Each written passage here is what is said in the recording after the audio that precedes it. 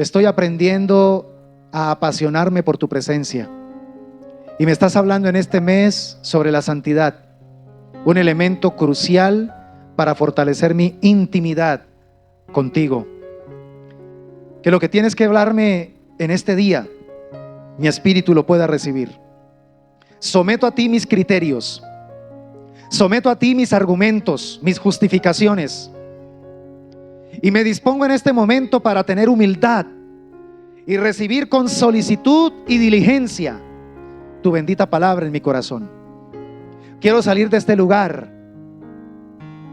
empoderado con tu palabra para ponerla por obra, para aplicarla allá en la realidad de mi vida, allá, Señor, con mi familia, con los miembros de mi familia, con mis compañeros de trabajo, Señor, en donde quiera que me conduzca. Quiero que esta palabra en verdad yo pueda aplicarla para que verdaderamente cumpla el propósito por el cual tú la envías hoy a mi corazón. En el nombre de Cristo Jesús te doy muchas gracias. Amén y amén. Bríndele un aplauso de alabanza al Señor en esta mañana, bien fuerte, aleluya. Y saludamos también a toda nuestra audiencia que se conecta en este momento para recibir la palabra. Sabemos que hay personas que se están conectando también de diferentes partes del mundo y que reciben la palabra del Señor. En estos días, hermanos, me sentí tan feliz y tan agradecido por un mexicano que nos escribió diciéndonos: pastor, desde el día que escuché una prédica sobre el alcoholismo, estoy siguiéndolo a usted, estoy siguiéndolo en el canal y escucho todas las prédicas, escucho todas las enseñanzas y ha sido de gran bendición. He escuchado esa prédica muchas veces y ya me la sé de memoria y ha sido de gran bendición y la he compartido. Y así diferentes personas de diferentes países nos escriben agradecidos por este ministerio y le damos toda la honra y la gloria al Señor. Así que te saludamos, amigo, amiga, hermano, hermana. Bienvenido también a esta familia Diseños de Vida. Gloria a Dios.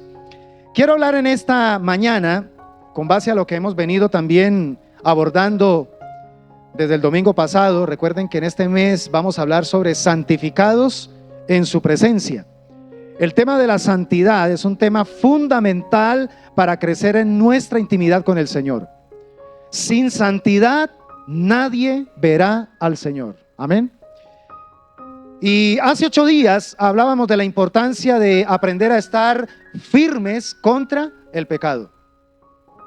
No debemos acostumbrarnos ni a negociar, ni a mucho menos coquetear con el pecado.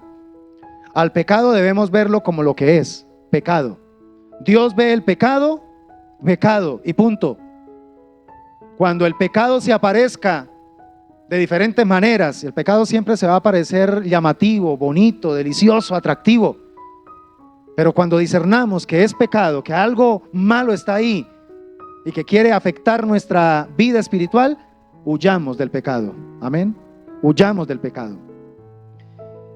Hoy quiero que hablemos sobre unos enemigos de la santidad. Así es el título de la enseñanza de hoy. Enemigos de la santidad. Y voy a hacer una anotación aquí al comienzo, y es que voy a dar bastante cita bíblica. A mí a veces me critican: pastor, es que usted da mucha cita bíblica. Es que yo no soy capaz de predicar aparte de la Biblia. Y siento que Dios me llamó fue a predicar la Biblia. Entonces voy a entregarte bastante cita bíblica. Van a estar apareciendo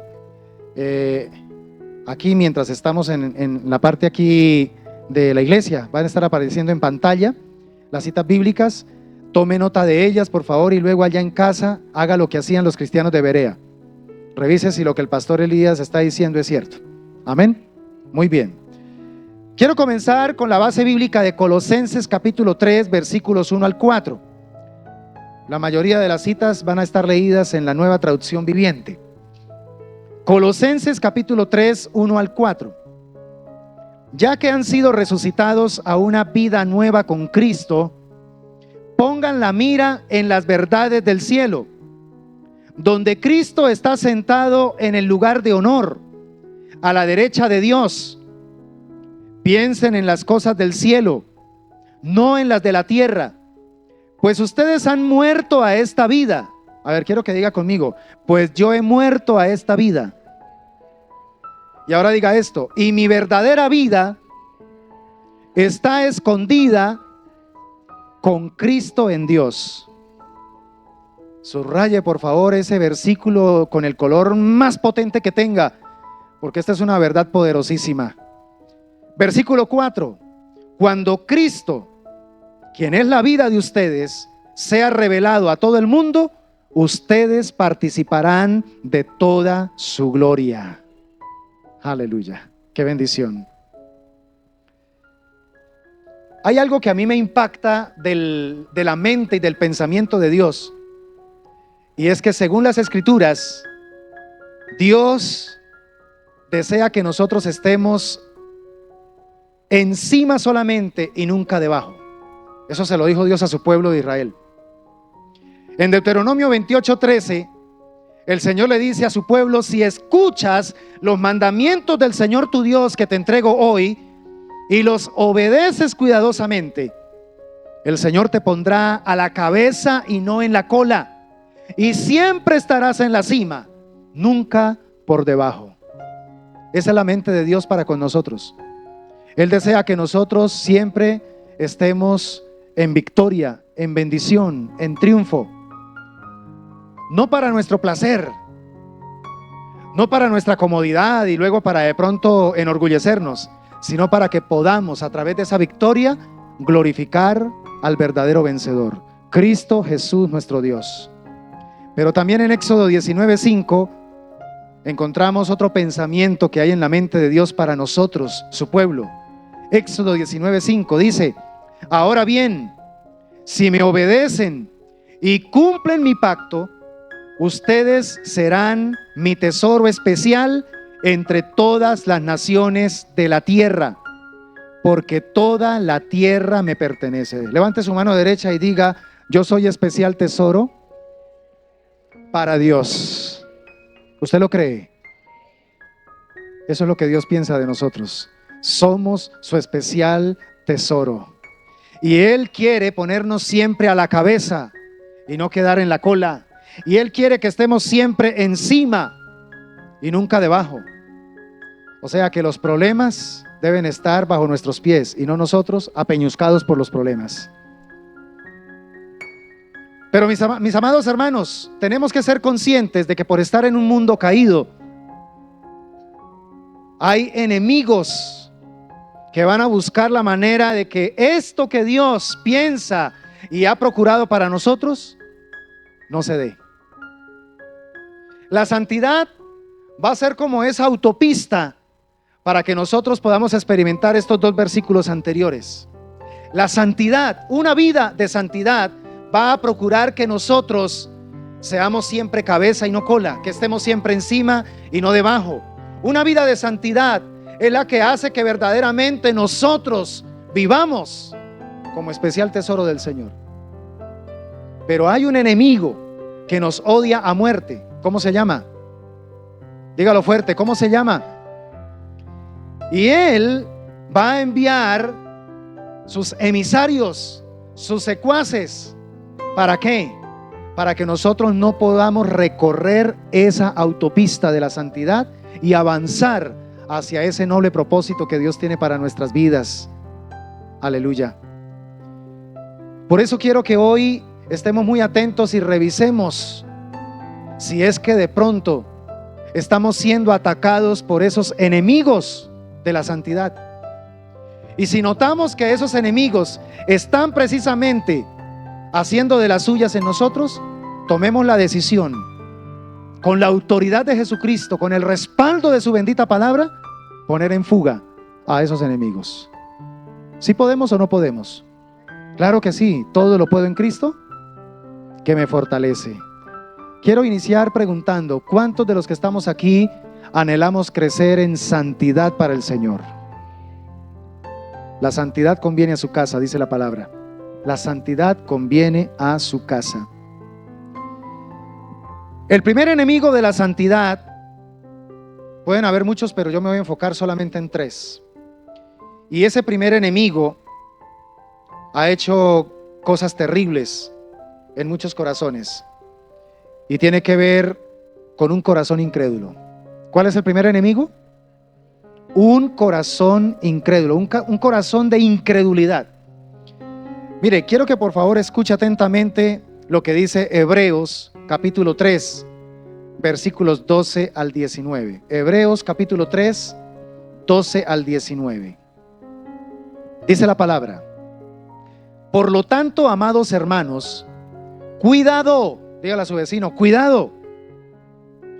Asegúrense de que ninguno de ustedes tenga un corazón maligno e incrédulo que los aleje del Dios vivo. ¿A quién le está hablando el escritor a los hebreos? ¿A unas personas que no conocen de Dios o a la iglesia de Cristo? O sea que en quienes realmente se puede manifestar un corazón incrédulo.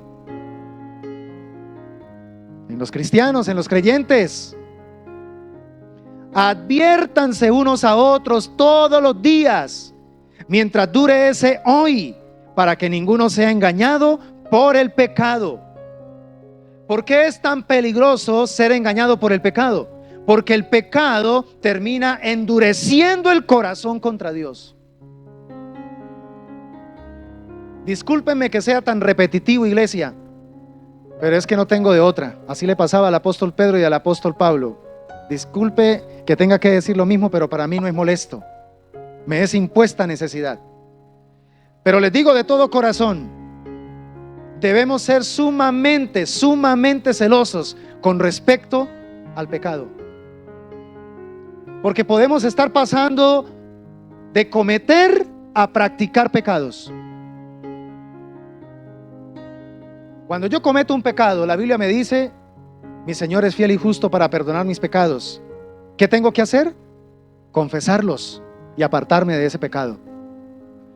Pero el problema es que cuando ya empiezo a convertirme en un practicante del pecado, donde mi conciencia y el mismo Espíritu Santo me dice: Elías, ¿por qué estás haciendo, por qué estás diciendo eso? Eso me ofende. Eso no está dentro de mi ley, dentro de mis mandamientos. Eso afecta tu relación conmigo. Y a pesar de que el Espíritu Santo habla a mi conciencia, me confronta con su palabra, yo sigo en lo mismo. Y entonces ya no estoy cometiendo un pecado, sino que lo estoy practicando. Y el efecto de la práctica de un pecado es que entonces cauteriza mi conciencia. Cauteriza mi conciencia. Cuando antiguamente se cauterizaban las heridas con un hierro al rojo vivo, especialmente de los soldados cuando eran heridos en guerra, se utilizaba ese hierro al rojo vivo y se colocaba sobre la herida. Y ya usted puede imaginarse lo que sucedía. Pero ¿sabe cuál era el efecto a largo plazo? Que esa área que fue cauterizada, en muchos casos el resto de la vida se convertía en un área insensible, perdía sensibilidad. La tocaban y no se sentía nada. Ese era el propósito de la cauterización. Y ese es el propósito satánico cuando quiere hacernos ver que un pecadito es simplemente eso, un pecadito y ya. Podemos seguir haciéndolo. El asunto es que si seguimos haciendo lo mismo una y otra vez, Satanás trae su hierro encendido y lo pone sobre nuestra conciencia y nos la cauteriza y nos hace sentir nada. Siga haciéndolo, siga haciéndolo. Y cuando alguien viene y nos confronta, dice: ¿y usted quién es para decirme lo que me está diciendo? Respéteme. Y hoy día entonces, cuán difícil es que un hermano que ama a su otro hermano en la fe se le acerque y le reconvenga y le diga: hermano, corrija su conducta, así como vas demasiado mal, esto te puede alejar completamente de Dios y aún puede, al cauterizar tu conciencia, hacer que la sangre de Cristo no pueda cubrir ese pecado. Porque el único pecado que no cubre la sangre de Cristo se llama incredulidad. Porque la incredulidad cierra la única puerta que da esperanza para la purificación, para la santificación, para la limpieza. ¿Nota entonces lo peligroso de desarrollar un corazón incrédulo? Un corazón incrédulo en sí mismo es un corazón maligno. Dios tenga misericordia y nos ayude. Y dice, continúa diciendo el apóstol en el versículo 14. Estamos leyendo Hebreos 3, versículo 14. Pues si somos fieles hasta el fin, confiando en Dios con la misma firmeza que teníamos al principio, cuando creímos en Él, entonces tendremos parte en todo lo que le pertenece a Dios. Recuerden lo que dice: cuando oigan hoy su voz, ¿qué hay que hacer con respecto a la voz de Dios? No endurezcan el corazón como lo hicieron los israelitas cuando se rebelaron. ¿Y quiénes fueron los que se rebelaron contra Dios a pesar de haber oído su voz? ¿No fue acaso el pueblo que salió de Egipto, el mismo que vio las 10 plagas que se convirtieron en 10 juicios contra los dioses de Egipto? ¿No fue el mismo pueblo que vio abrirse el mar Rojo, para poder pasar en seco? Esa generación, la generación que fue guiada por Moisés, fue la que endureció su corazón. ¿No fueron los que pecaron cuyos cadáveres quedaron tirados en el desierto? ¿Y a quienes hablaba Dios cuando juró que jamás entrarían en su descanso? ¿Se acuerdan de los 12 espías? 10 de ellos dieron un informe desalentador y contaminaron a más de 2 millones de personas con su incredulidad. ¿Acaso no fue a los que desobedecieron? Versículo 19. Como vemos, ellos no pudieron entrar en el descanso de Dios. ¿A causa de qué? Entonces tenemos que tener demasiado cuidado con este enemigo de la santidad, el corazón incrédulo. ¿Por qué debemos tener cuidado? Porque cuando hay incredulidad en el corazón, significa que estamos dudando de la integridad de la palabra de Dios. Empezamos a desarrollar una tendencia muy negativa, y es que frente a cada palabra que escuchamos de la Biblia, no tenemos solicitud ni humildad para recibirla, sino más bien nos ponemos a la defensiva. ¿Pero por qué Dios dice esto? Pero yo no entiendo por qué Dios tal cosa. Y nos volvemos altamente críticos frente a lo que Dios ha dicho que así debe ser. Un corazón incrédulo se caracteriza precisamente es por eso, porque todo el tiempo está dudando de la integridad. ¿Cuántos creen que la palabra de Dios es íntegra? Es completa, es perfecta. La ley de Dios es perfecta, que convierte el alma, dice la palabra. El limitar en nosotros el poder y el accionar sobrenatural de nuestro Dios. Eso es corazón incrédulo. Un corazón incrédulo no puede aceptar que Dios pueda intervenir de manera sobrenatural en una enfermedad, en un problema, en una relación, en X o Y situación, porque el corazón incrédulo no congenia con lo sobrenatural. Un corazón incrédulo reemplaza la ayuda de Dios por otros medios. Medio empieza a doler la cabecita y ya que la aspirina a la mano. Medio empieza a haber algún problema financiero y a mirar a ver cómo me endeudo. En lugar de ¿qué? De ir a buscar a Dios y pedirle que le dé sabiduría, que le dé entendimiento. Ahí empiezan a ver los primeros indicios. Cuando frente a una problemática que yo tengo, lo primero que hago es buscar medios humanos para solucionar, es porque ya estoy teniendo un problema de incredulidad y tengo que trabajar en eso. Póngale la mano a la persona que está ahí al lado suyo en el hombro y dígale: hermano, tenemos que cuidar nuestro corazón. Otra vez, mírelo y dígale: ojo con la incredulidad.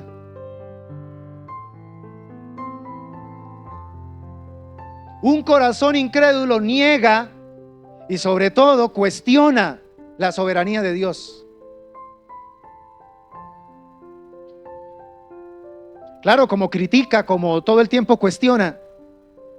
Cuando le pasa algo que no presupuestaba o algo que se le sale de su control, inmediatamente empieza como Job: bueno, Señor, ¿dónde está tu trono? Necesito ir delante de tu trono para que me explique ¿por qué? ¿Por qué? ¿Por qué? Eso lo hace un corazón incrédulo. Se olvida de que nosotros somos criaturas y Él es el soberano. Y Dios puede hacer con nosotros lo que le plazca. Eso suena feísimo hoy día, ¿cierto? Pero es la verdad. Dios es soberano. Él bien pudiese haber decidido raer de la faz de la tierra la nación que ya había sacado de los lomos de Abraham y haberla cambiado por los lomos de Moisés, y con una característica: un pueblo mejor que este. Lo habría podido hacer porque Él es soberano. Pero en medio de su soberanía, el Señor es también misericordioso. Muchas cosas que por la soberanía de Dios Él podría hacer, no las hace. Porque también aplica misericordia. Aplica misericordia. ¿Nota eso? Soberanía es lo que Dios hace sin pedirle permiso a nadie. En cambio, misericordia es: no te voy a hacer esto que mereces. Aunque lo mereces, no lo voy a hacer. Por misericordia. Un corazón incrédulo es un corazón soberbio. Se vuelve soberbio. Pero ¿sabe qué hay debajo de ese caparazón de soberbia? Sencillamente lo que hay es temores, angustias. Lo que hay precisamente es debilidades. Pero todo se camufla con la soberbia. La palabra de Dios, mi amada iglesia, tiene poder para derribar a este enemigo de la santidad. ¿Cuántos dicen amén? ¿Quieren saber cómo podemos contrarrestar a este enemigo? Salmo 119, versículo 130. En la Nueva Traducción Viviente dice: la enseñanza de tu palabra da luz, de modo que hasta los simples pueden entender. No olvidemos que la incredulidad en sí misma es necedad. ¿Sí o no? La incredulidad es necedad. ¿Cómo podemos entonces revertir esa necedad? Pues abriendo nuestro corazón a la palabra de Dios. Porque la palabra de Dios contiene luz para nuestro entendimiento.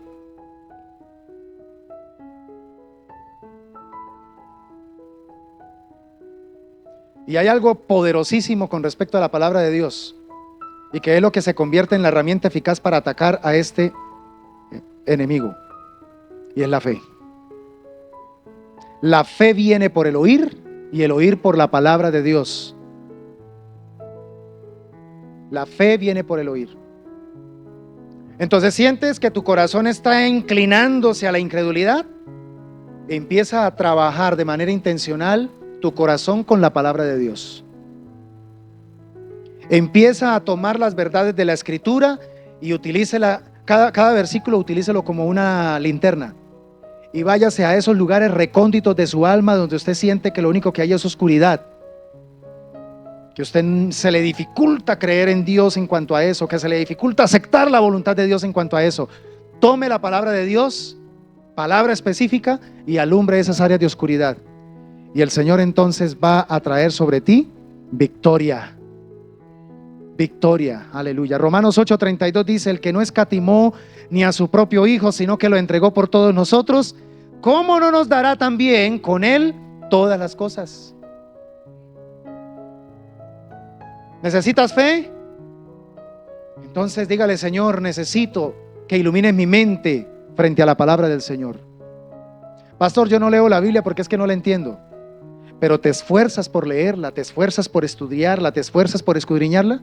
No, pastor, es que por lo mismo, porque es que yo me voy a sentar y a leerla inmediatamente. Ay, me coge una pereza porque no entiendo nada, pastor. Y así han pasado 10, 20, 30 años y sigue con esa misma excusa. Y quejándose por una cantidad de cosas que el enemigo ha tenido éxito porque se la hemos puesto facilita. No hay fe. Y si hay fe, es una fe débil, porque no estamos plantados en la palabra del Señor. Hay que tomar en serio, mis hermanos, el convertirnos en escudriñadores de verdades. Tenemos que ser escudriñadores de verdades. Ahora tenemos algo muy hermoso que nos da motivación para estudiar la palabra, adoptarla y fortalecer nuestra fe. Y es que el que nos dio la palabra, ¿quién nos dio la palabra? Dice la palabra con respecto a él que no es hombre para mentir, ni hijo de hombre para arrepentirse. ¿Acaso alguna vez habló sin actuar? ¿Alguna vez prometió sin cumplir? Y miren entonces lo que dice Balaán allí en Números 23, 19 y 20.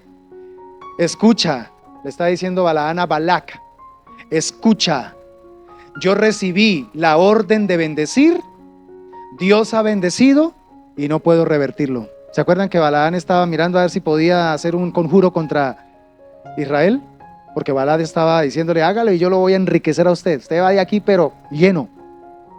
Pero no pudo. No pudo. Y él entendió. Dios me dio una orden. Y la orden que él me dio fue la de bendecir. Israel es bendito y bendito es. Y ninguna hechicería tiene poder contra Israel. Y eso lo podemos decir también con nosotros. Dios nos bendijo en Cristo Jesús y somos benditos de Dios y ninguna hechicería, ninguna brujería, ninguna cosa maligna tiene poder sobre nosotros. Y en ese orden de ideas, entonces, podemos creer que nuestro corazón puede fortalecerse en fe. Creamos la palabra, mis hermanos. Creamos la palabra porque la palabra se basa no en lo que un hombre dijo, sino en lo que Dios ya dijo. Y escúchame bien, lo he repetido aquí miles de veces. Y todo lo que Dios dijo, ya lo hizo. Porque cuando hablamos de la palabra de Dios, no estamos hablando de fonemas, no estamos hablando de sonido, estamos hablando de espíritu y vida. Juan capítulo 6, versículo 64. Mis palabras son espíritu y vida, no solo fonemas, como lo que nos pasa a nosotros. Son espíritu y vida. Ahora, lo segundo, mis hermanos, el segundo enemigo de la santidad. ¿Estamos en guardia contra el primero, mis hermanos? Revisamos nuestro corazón y cuidémonos de la... Dígale a la persona que está a su lado, cuidemos nuestro corazón de toda incredulidad. Hebreos capítulo 12, versículo 15, en la Nueva Traducción Viviente dice: cuídense. ¿Recuerdan que en el versículo anterior que vimos, también en Hebreos, sobre el corazón incrédulo, qué decía el apóstol? ¡Cuidado! Ahora en este, mire lo que dice: cuídense unos a otros. Tenemos una responsabilidad mutua para que ninguno de ustedes deje de recibir la gracia de Dios. Tengan cuidado de que no brote ninguna raíz venenosa de amargura, la cual los trastorne a ustedes y envenene a muchos. Qué versículo tan directo, ¿cierto? O sea que ese cuentico de andar guardando sentimientos de amargura, resentimientos y cosas ahí extrañas es algo muy peligroso. A mí me entristece cuando veo cristianos, sobre todo allá en la Patagonia y en la China. Sí, aquí no. Eso no se da por aquí. Y veo cristianos allá de tan lejanas tierras diciendo: no, es que yo no puedo perdonar, es que me hicieron tanto daño. Y disculpe, hermano, ¿y eso cuándo pasó? Hace 50 años. Pero es que no puedo olvidarlo. Eso es como si fuera hace 5 minutos, pastor. No puedo soltar eso, pastor, es que el daño que me hicieron fue terrible. Siguiente pregunta: ¿y tú eres cristiano? Claro, claro, pastor, y yo amo a Dios con todo mi corazón. Mentiroso. Porque el que dice que ama a Dios, pero odia a su hermano o aborrece a su hermano, es un mentiroso. La verdad de Dios no está en él. ¿Cómo puede decir que ama a Dios al cual no ha visto, cuando está odiando al que ve todos los días? Y muy probablemente con el prójimo más próximo, que puede ser el cónyuge, un hijo, la suegra. Perdón, señorita. Yo amo a mi suegra, ella sabe que yo la amo con todo mi corazón. Ella, muy a menudo yo le digo cuán agradecido estoy por haberme traído esta belleza de mujer, regalo del cielo. Hermanos, La amargura es el recuerdo vivo de malas experiencias. ¿Recuerdo qué? ¿Debería estar eso vivo? Ya pasó, ya sucedió. Y se sobreentiende que lo que está en el pasado ya pasó. Ahora, si eso sigue vivo, es porque usted le proyecta o le inyecta vida a eso. Y la inyección que le está metiendo a eso se llama amargura, resentimiento.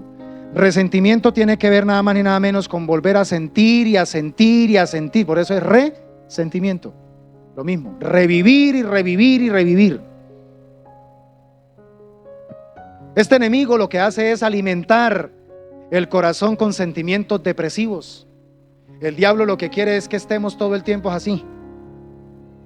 Ustedes han visto en el Chavo del Ocho, cuando entra todo así el galán Don Girafales, ¿cierto? Y trae su ramo de flores, su chicote, y viene todo. Y de pronto encuentra a doña Florinda abrazándose con don Ramón. Y él ignora lo que pasó, ¿cierto? Y en ese momento de una vez, don Girafales se le cae. El semblante se demuda completamente, los brazos caen y enseguida hace esto.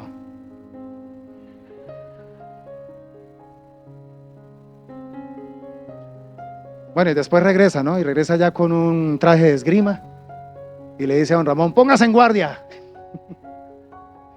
Lo que él ignoraba era que doña Florinda lo había abrazado porque se había asustado terriblemente doña Florinda, y entonces instintivamente lo abrazó a él. Y justamente cuando lo está abrazando llegó don Girafales. Pero bueno, ese no es el tema, hermanos. ¿Qué estaba diciendo? ¿Me recuerdan?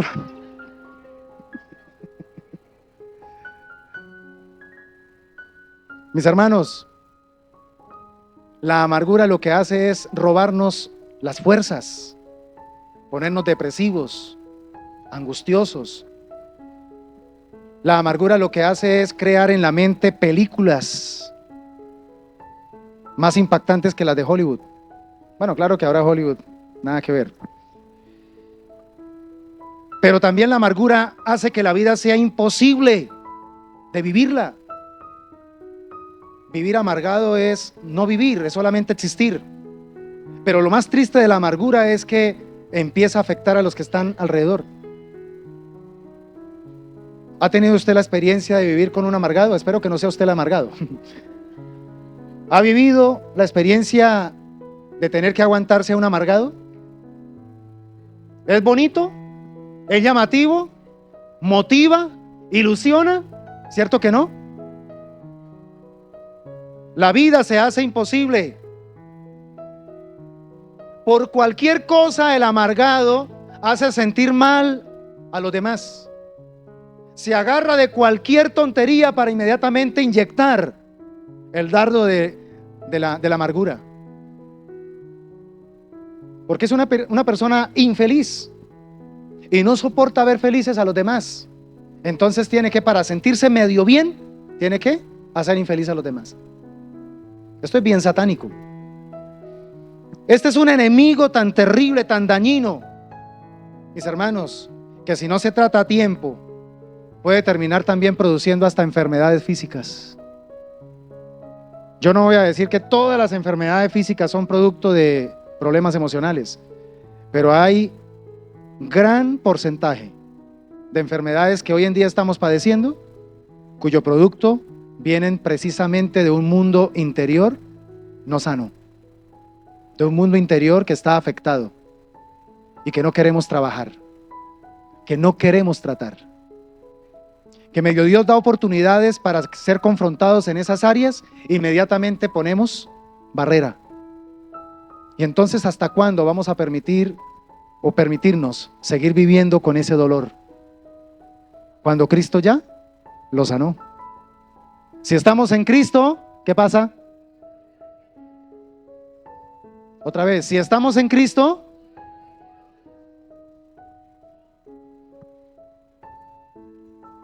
Ahora, ¿cómo podemos contrarrestar a este enemigo de la santidad que no nos deja avanzar hacia ese plan de Dios, que es estar siempre encima, nunca debajo, a ser cabeza y no cola, a sentirnos verdaderamente como especial tesoro de Dios?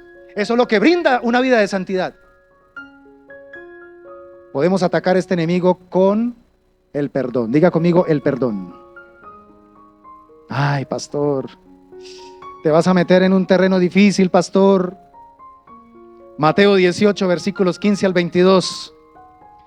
Si un creyente, mire que este pasaje es para ¿quiénes?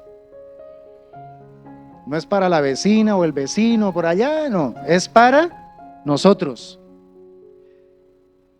Si un creyente peca contra ti, háblale en privado y hazle ver su falta.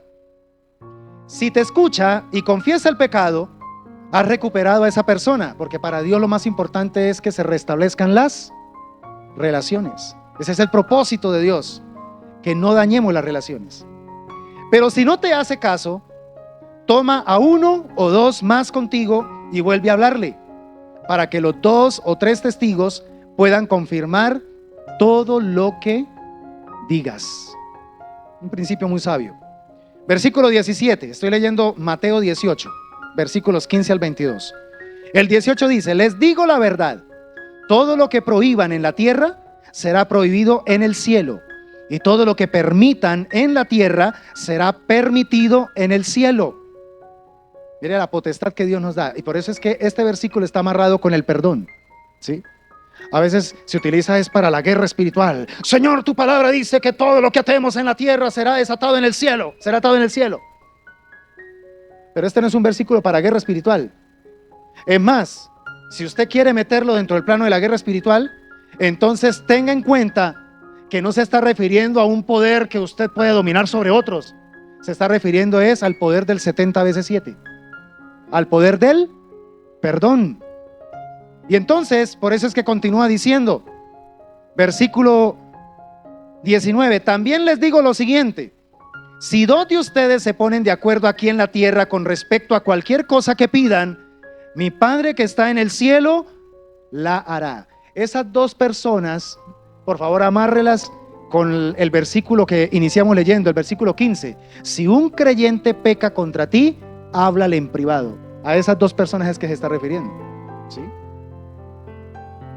Sí, porque generalmente utilizamos este versículo es para, voy a unirme con otra persona para orar. Aquí no está hablando tanto de orar. Aquí está es para ponerme de acuerdo. Tenemos un inconveniente, tenemos algo que necesitamos arreglar porque la relación está mala. Entonces, si nos ponemos de acuerdo, entonces cualquier cosa que nosotros le pidamos a Dios será hecha por nuestro Padre que está en los cielos. Porque tenemos un problema en la iglesia de Cristo, y es que nos encanta ponernos de acuerdo con otro hermanito. A ver, ayúdeme a orar para que Dios haga este milagrito. Sí, pero ¿cómo estamos con el vecino? ¿Cómo estamos con el familiar? Ah, no, señor, es que eso es otra cosa. Aquí lo que necesito es que por favor me haga el milagrito. Y por eso estoy buscando personas que me ayuden a orar, porque es que la Biblia dice que si me pongo de acuerdo con otros hermanos, cualquier cosa que le pida el Señor va a hacer. Sí, ¿y el tema relacional qué? No tienes la llave, y no es que no la tenga, la perdiste o la botaste, y esa llave se llama el perdón. Seguimos leyendo. ¿Nota cómo cambia la perspectiva? Por eso hay que estudiar la palabra. Dice: si 2 de ustedes se ponen de acuerdo aquí en la tierra con respecto a cualquier cosa que pidan, mi Padre que está en el cielo la hará. Pues donde se reúnen 2 o 3 en mi nombre, está hablando precisamente de qué, ponernos de acuerdo. Yo estoy allí entre ellos.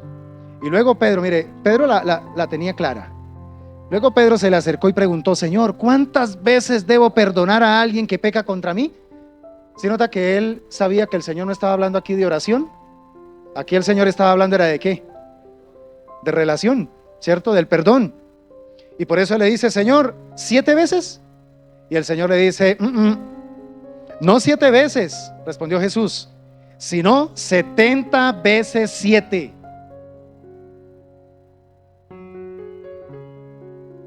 Y esto es magistral de parte de nuestro Señor. ¿Por qué? Porque el Señor está diciéndole a los suyos: les estoy entregando el poder más extraordinario para que vivan en libertad y propósito. para vivir en santidad, porque la santidad es eso. Y es tan doloroso uno ver personas, amadas personas, preciosas almas, que leen y leen y leen cuantas veces pueden versículos como estos, pero seguimos en las mismas, guardando rencores, guardando amarguras, dando ciclos en el mismo lugar, como los israelitas en el desierto, hasta que se va desgastando la fuerza física y se muere ahí. El Señor le dijo prácticamente a Pedro: no te limites, Pedro, no es hasta 7. No tienes que llevar la cuenta, porque si llevaras la cuenta para perdonar, significa que entonces el poder es limitado. Recuerda, en lugar de 7, es hasta 70 veces 7, una palabra o una frase proverbial de la época, que significa sin límites. ¿Cuántas veces debo perdonar? En palabras parafraseadas de la expresión 70 veces 7 serían: hasta que cese la ofensa. Señor, ¿hasta cuándo debo perdonar a mi cónyuge? ¿Hasta cuándo debo perdonar a mis hijos? ¿Hasta cuándo debo perdonar al pastor Elías? No hasta 7, sino hasta que cese la ofensa. No es llevando un registro de se iban 3, se iban 4. No, es que ya llevo más de 20 años en esta situación, esto se está aquí ya colmando la paciencia. No, hasta que cese la ofensa.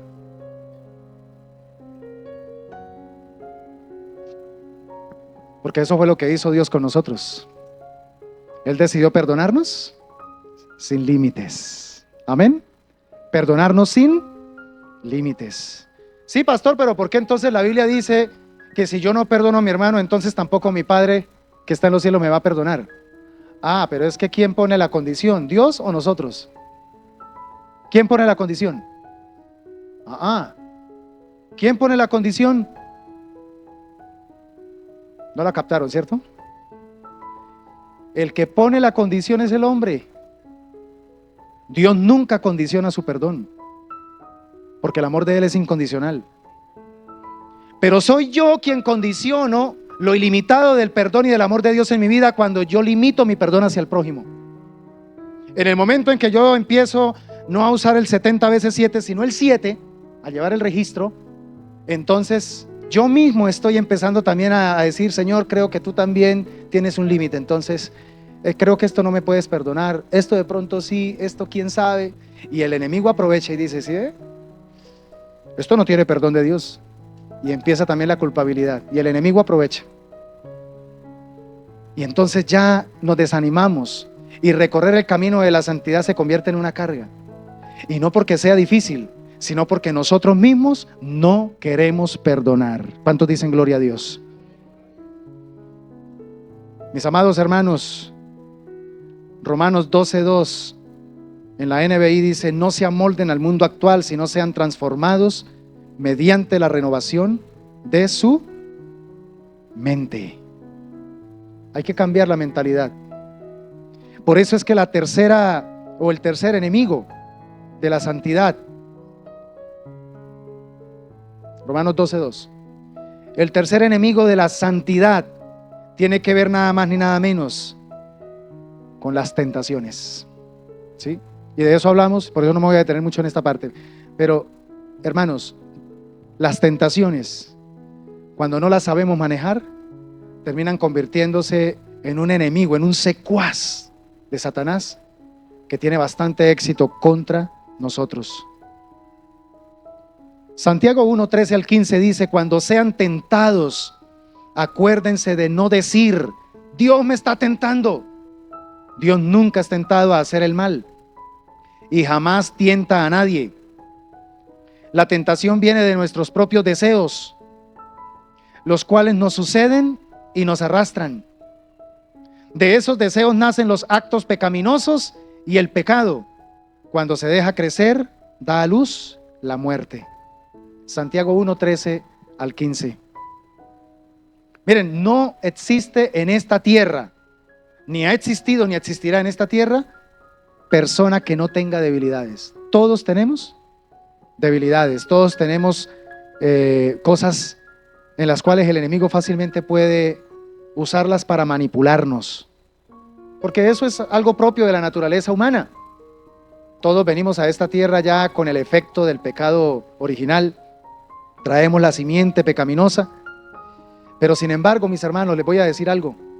¿Cuántos de los que estamos aquí en esta mañana estamos en Cristo?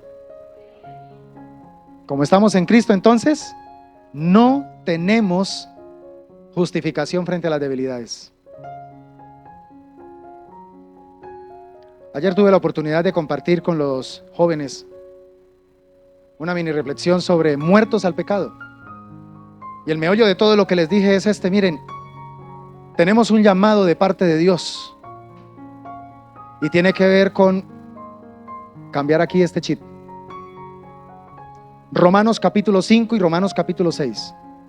En Romanos capítulo 5 el Señor nos dice que hay tres cosas que Jesucristo, como superior al primer Adán, recuerden que Jesucristo es el segundo Adán, como superior al primer Adán, hizo y nos entregó para que ahora nosotros podamos estar en paz con Dios.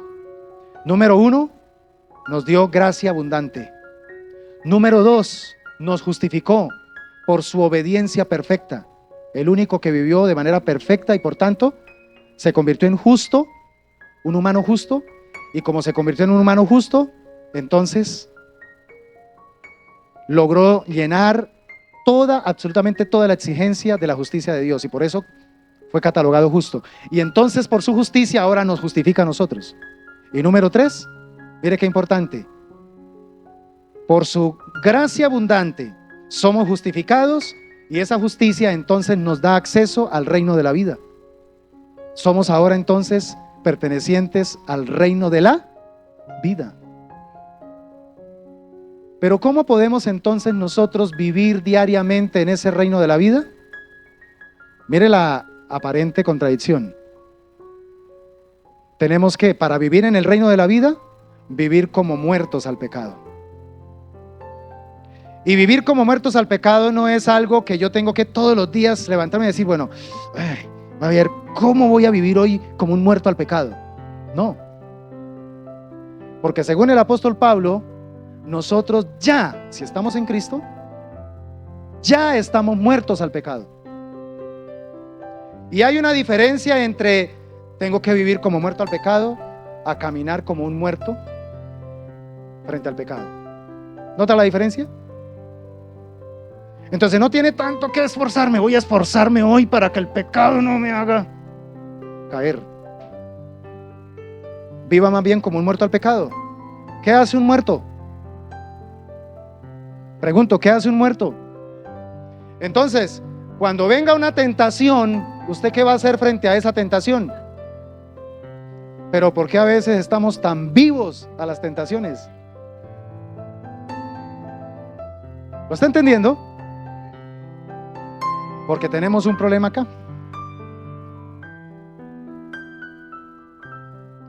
Porque pensamos que somos nosotros los que tenemos que vencer el pecado.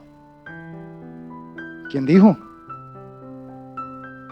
Nadie ha podido, nadie pudo y nadie podrá vencer desde la humanidad el pecado. Solamente Jesucristo, el Hijo de Dios, que se encarnó, que murió y que resucitó para ahora darnos el poder para vencer el pecado. Por eso es que ahora podemos decir, ahora puedo vencer con el bien el mal. Uy, no, pastor, pero es que eso es muy difícil. Sí, claro que es difícil desde su humanidad, pero Cristo ya venció el pecado. Hermanito, lo único que usted necesita es morirse.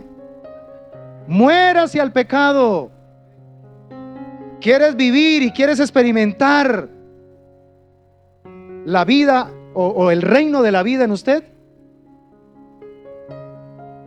Viva como lo que usted es ahora en Cristo, un muerto al pecado. De eso se trata, un muerto al pecado. Mis hermanos, trabajemos con ahínco en esta parte, cambiando aquí esto. No tanto en la parte de actuación, ¿sí? ¿Cómo hago para vencer esta tentación? No se ponga a hacerse el fuerte, porque si no más fácil cae. No haga las de Sansón. Más bien, frente a esa tentación, busque un sitio y diga: voy a trabajar mi mente. A ver, Elías, ¿qué pasó? Y ayer le dije a los jóvenes, les dejé una tarea práctica. A partir de este momento, cuando usted se sienta tentado, aplique de manera personal Romanos capítulo 6. Léalo como si fuera escrito o hubiese sido escrito para usted. Romanos capítulo 6. Y yo les hablo por conocimiento de causa, mis hermanos. Esto yo lo practico, esto yo lo vivo.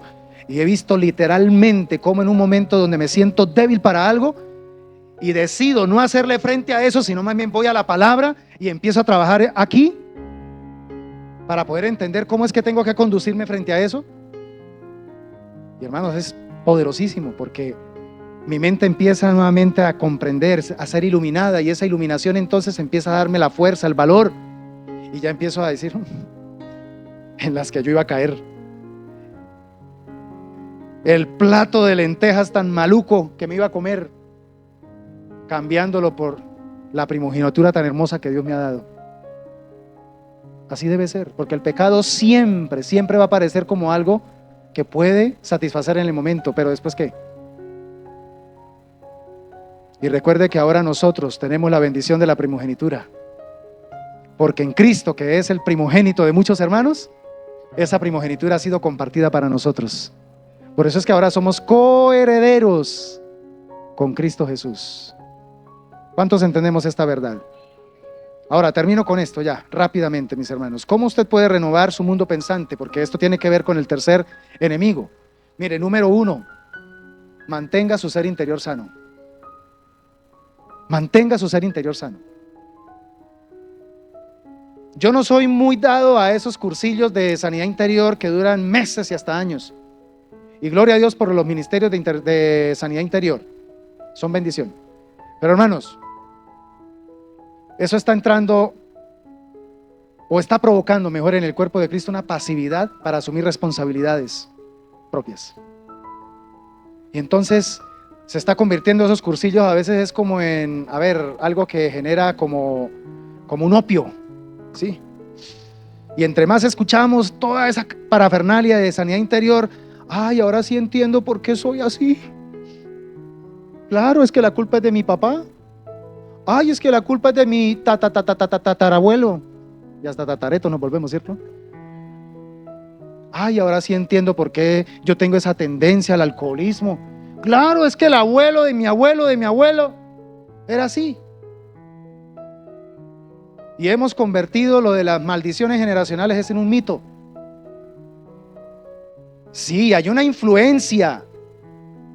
Sí, hay una puerta que se abre. Pero eso no indica que yo estoy condenado entonces a repetir la historia de mi papá, de mi mamá, de mi abuelo, de mi abuela. Porque se sobreentiende que ahora estoy en Cristo y Cristo ya hizo provisión total para mi sanidad. ¿Usted lo cree, hermano? Entonces, si Cristo ya hizo todo por usted, hizo todo por mí, ¿qué tengo que hacer ahora entonces? Pues comportarme como tal. Si Cristo dice que ahora en Él yo soy nueva criatura y las cosas viejas pasaron, decido caminar en esta verdad. Y cuando venga esa tentación, cuando venga esa debilidad, voy a la palabra, lleno mi mente y digo: no, Señor, Satanás, aquí usted no tiene nada que hacer, porque ahora soy nueva criatura en Cristo Jesús. Y esto viejo ya pasó. Ahora lo que me mueve y me conmueve es lo nuevo de Dios, hacia donde Él me quiere llevar. Pero tenemos que ponernos en la brecha. Por eso es que yo tengo un dicho, mis hermanos, y algunos me lo han criticado, algunos colegas. Pero bíblicamente la sanidad interior, más que un proceso, en algunos casos sí, obviamente hay procesos, pero realmente la esencia de la sanidad interior es una decisión. No un proceso, una decisión. Porque Cristo ya nos hizo sanos. Cristo ya nos sanó. Es más, nos trasladó del reino de las tinieblas al reino de su Hijo amado Jesucristo. El problema es que pareciera que todavía caminamos en el otro reino. Y no porque sea así, sino porque tenemos una mentalidad desacorde a la verdad del Señor. Segundo, respete los lineamientos de autoridad. Esto es fundamental para poder también darle manejo a las tentaciones. Rinda cuentas. Recuerde, hermano, que si usted es creyente, usted forma parte de un cuerpo espiritual y usted no se manda solo. Eso es como, por ejemplo, cuando uno forma parte de la familia, y especialmente los adolescentes que empiezan a tener ya el piquete de la autonomía, ¿cierto? Y de la emancipación. Y entonces ya piensan que porque están creciendo, entonces ya ellos pueden mandar su vida completamente como ellos quieran. No, todavía no están. Tiene cuerpo grande, pero todavía le falta madurar en la mente. Y aun cuando sea grande, de todos modos, siempre va a tener una responsabilidad con otros. Lo mismo, hermanos amados, si usted es cristiano verdaderamente, si usted es un creyente en Cristo Jesús y ha nacido de nuevo, usted fue sumergido en el cuerpo espiritual de Cristo, que es la iglesia. Y si usted quiere vivir a su antojo y a su manera y que nadie se mete en mi vida, qué pena. Pero su clase de vida va a afectar al cuerpo de Cristo, para bien o para mal.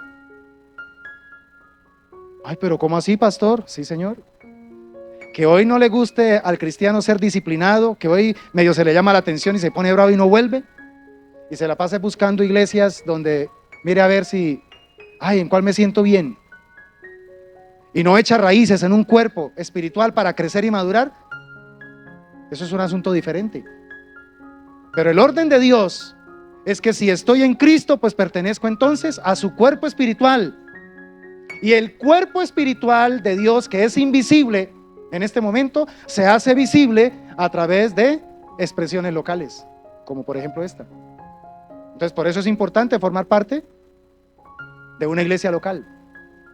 ¿Para poder qué? Para poder crecer, para poder a través del servicio madurar, para poder entonces desarrollar el carácter de Cristo. Pero ese cristianismo solitario, no gregario, es un cristianismo falso, y es un cristianismo que siempre impedirá que la persona madure, que la persona crezca. Por eso hay que someternos a los lineamientos de autoridad que el Señor dejó. Y por último, tengo que darle prioridad al reino de Dios y su justicia. Dios tiene que ser lo primero en mí. Dios debe ser lo primero en mí, nada más. Y cuando Él es lo primero en mí, las demás cosas, Dios las va añadiendo, ¿sí? Esto ayuda a que mi mente empiece a ¿qué? A simplificar las cosas. ¿Qué realmente es importante? Porque hoy estamos saturadísimos de una cantidad de cosas que nos hemos inventado, que ya no sabemos realmente qué es importante. ¿Qué es lo realmente importante, iglesia? El reino de Dios y su justicia. Otra vez, el reino de Dios y todo lo demás, ¿qué? Será añadido, será añadido. Esto se llama paz mental. ¿Por qué estamos tan estresados? Porque todo lo tenemos como prioridad. Y resulta que no debe ser así. Hay un orden de prioridades. Mi Dios reclama prioridad, porque Él la merece. Él es el hacedor y Él es el obrador de maravillas. Quiero concluir diciéndole a mi amada iglesia que frente a estos enemigos de la santidad, ¿cuáles son? Número 1, corazón incrédulo. Número 2, el veneno de la amargura. Y número 3, las tentaciones. Frente a estos secuaces o enemigos de la santidad, tenemos que ahora cumplir con una tarea. Les voy a dejar una tarea, mis hermanos. Identifique cuál o cuáles de estos enemigos están ganando terreno en su vida. Identifíquelos. 1, 2 o 3, o ninguno. Ojalá ninguno. Pero si hay alguno, hay que empezar a trabajarlo. Y hoy es la oportunidad para tomar el arma de la fe, el arma del perdón y el arma de la renovación de la mente para enfrentar estos enemigos. El Señor nunca nos envía a la batalla sin armas. Otra vez, ¿cuáles son las armas? La fe, el perdón y la renovación de la mente. Así podremos enfrentar estos enemigos que se presentan como obstáculos en la autopista de la santidad y que no quieren dejarnos avanzar hacia esa delicia que Dios preparó de ser cabeza, de estar encima y ser especial tesoro de nuestro Señor. Recuerda, iglesia, recuerda, somos llamados a no quedarnos en el pasado. Somos llamados a caminar en las alturas. Somos llamados a pensar en las cosas de arriba y no turbados por las cosas de aquí abajo. Somos llamados a vivir en santidad. Colosenses capítulo 3 versículo 2, versículo 3, con el que comenzamos leyendo, dice: piensen en las cosas del cielo, no en las de la tierra. Pues ustedes, ojo con lo que les dije, mire, pues ustedes han muerto a esta vida y su verdadera vida está escondida, solo que algunos la tienen bien escondida. Su vida está escondida con Cristo en Dios. Esta palabra escondida se está refiriendo es asegurada, ¿sí? Esta nueva vida está asegurada con Cristo en Dios, ¿sí? Entonces, lo que significa que ya no tengo que estar enfocando mi mente aquí en estas cosas, sino en las cosas de arriba. Por eso procuremos la santidad, porque si procuramos la santidad, veremos a Dios. Bienaventurados los limpios de corazón, porque ellos verán a Dios. Cierra tus ojos, por favor. Hable con el Señor en este momento y dígale: Señor, gracias por tu palabra. Gracias porque en medio de todas las circunstancias sabemos que tu misericordia se extiende para con nosotros. Si en verdad recibiéramos lo que merecemos, ni siquiera existiríamos. Pero gracias porque a pesar de nosotros, no recibimos lo que merecemos. No recibimos lo que merecemos. Eso se llama misericordia. Pero sí recibimos lo que no merecemos. Eso se llama gracia. Y no cualquier gracia, gracia abundante. Permítenos, Señor, por favor, poder a través de lo que nos has hablado en este momento, entender y comprender que separados de ti nada podemos hacer.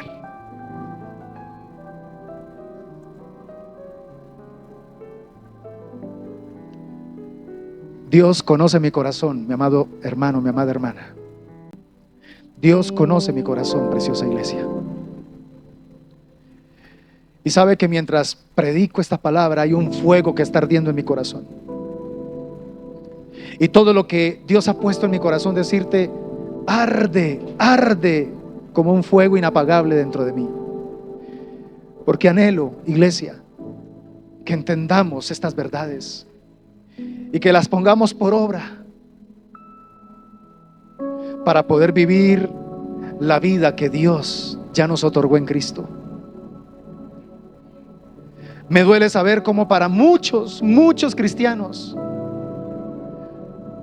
cuando ven en la Biblia la clase de vida que el Señor planeó para nosotros, la ven distante, la ven solo como un ideal, la ven como algo tan bonito, como un símbolo y ya, algún día.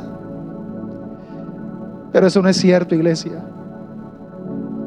La vida Zoe, la vida abundante, ahora es posible vivirla desde aquí, desde ahora, porque Cristo ya venció, porque Cristo ya cumplió con la perfección de su sacrificio a nuestro favor.